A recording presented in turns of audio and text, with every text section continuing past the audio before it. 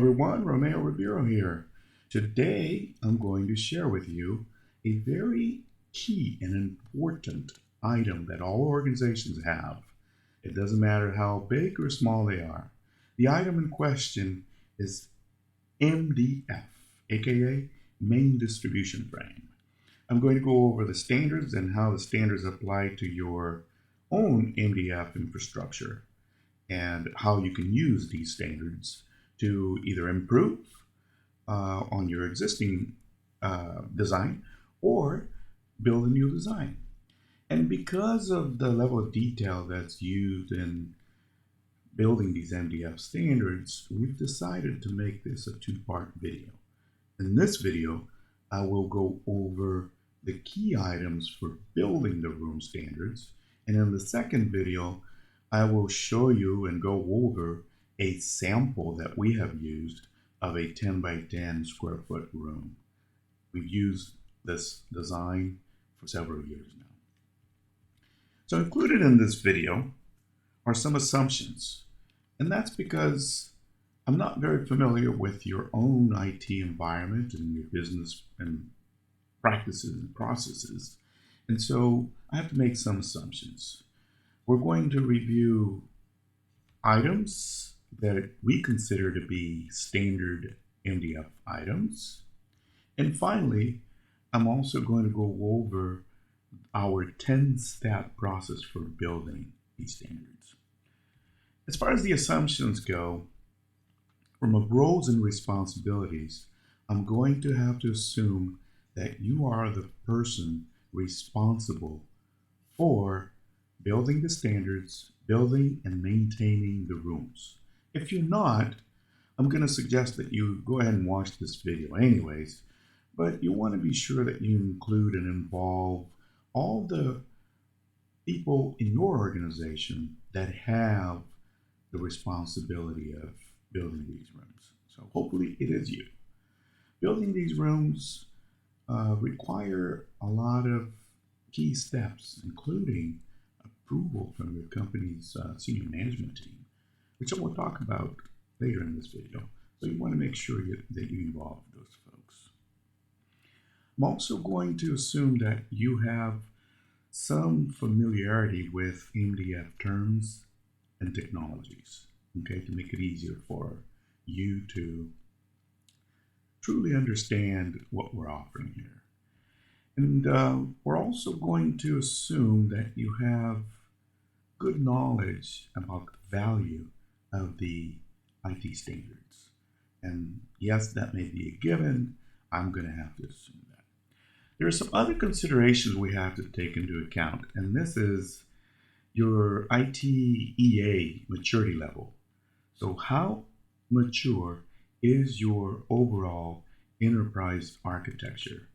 You want to, if you are new to the organization, you want to become familiar with your overall EA maturity level. And if you're not new, you probably know, but you want to ensure that you learn more about it, okay? The second one here is there's no such thing as one size fits all in terms of standards in design. You're going to have unique requirements that other companies and organizations will not have.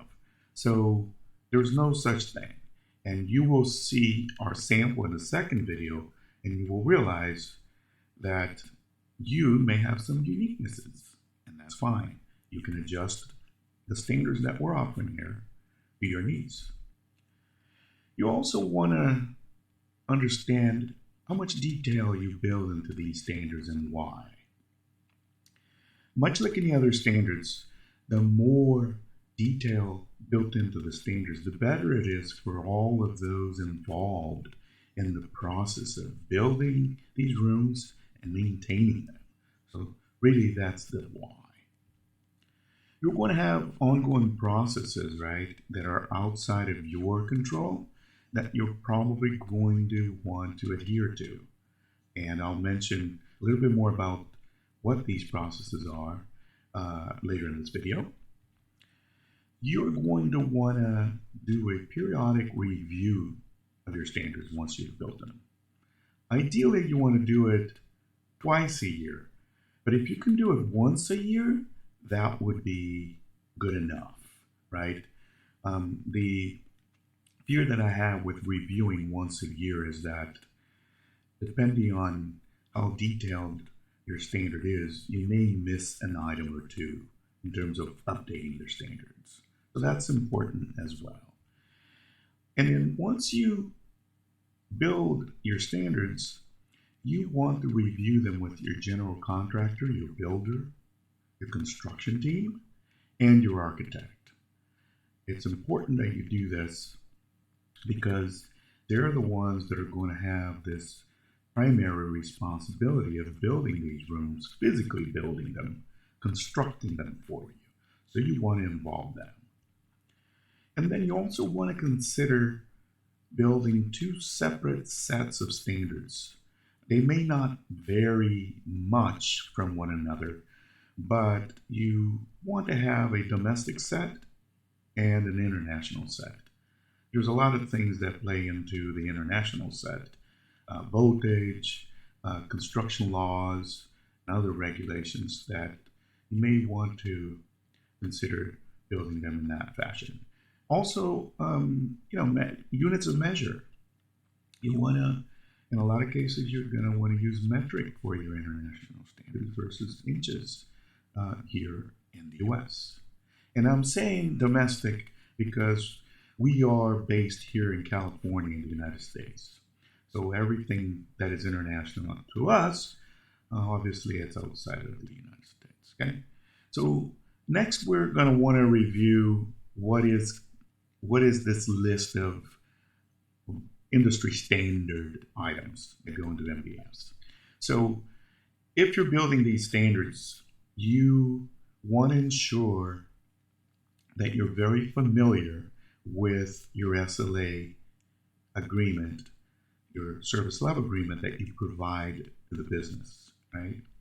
And whether you have to build these standards with business continuity or disaster recovery, this will be key for you to know how much redundancy you want to build into these standards. The second one is location, dimension, and capacity of these rooms. When we refer to location, we're talking about where in the building or where in the campus do you want to build these MDF rooms. That's key to know.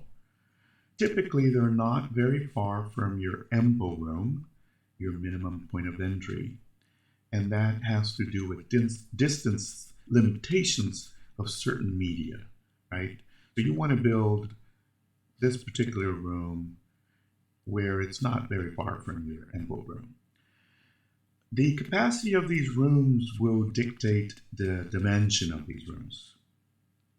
We built, and you will see this in the second video, we've built a 10 by 10, which is what we consider our small standard, and a 10 by 14, which is the non-small.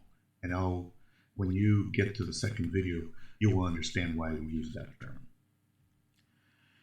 The quantity of these rooms per floor, per building, or per campus are very important as well. The structural requirements of the rooms are something you want to be very familiar with, especially if you're dealing with rooms that you share them with other departments in the organization. That is very common here in the US, and where these rooms get other equipment, non-IT. And what I mean by that is, typically facilities equipment, building management, a security system, and the likes. And here in the United States, if you're going to install DAS, distributed antenna system, in these rooms, they also have a specific requirement around fire rating. And here in California, many of the counties here, they require a 2-hour fire rated structure, meaning that the room has to withstand external fire for about 2 hours. The quantity of the racks and or cabinets per room is very important. And then you also want to be sure that you design the proper ladder racks. When we talk about the quantity of the racks and or cabinets, in a 10 by 10 room, and you will see again, I keep referring to the second video where you will see more details of the room, but the 10 by 10 foot square room is designed for ideally 3, either racks and or cabinets, maybe a combination of the two. And a lot of that has to do with clearance, with how much space you leave behind and in the back and the front of these cabinets for serviceability. We call them service areas. You will see that again in the second video. You're going to want to understand your HVAC controls, your environmental controls, including humidity, by the way. And we add this other piece of information, which is called maximum wattage per square foot, because there's some counties here in California and other counties outside of California, and where they restrict you to 20 watts per square foot, and so that the room is not classified as a computer room. Because if you do, a lot of the design will change when the room goes from a standard MDF room to a computer room. A lot of it does. So you want to be sure that you stay within that 20, as a maximum, 20 watts per square foot. Lighting requirements, we want to ensure that your lighting requirements are adequate for the room. A 10 by 10, and again, you will see this in our detailed design, will have two by 2 square foot light fixtures that are LED. And that's for 2 things. You want to make sure that you have enough lighting and that you're safe and that you have a little bit of redundancy too. The LED systems versus non-LED, they last longer, they're brighter, and they are also cooler.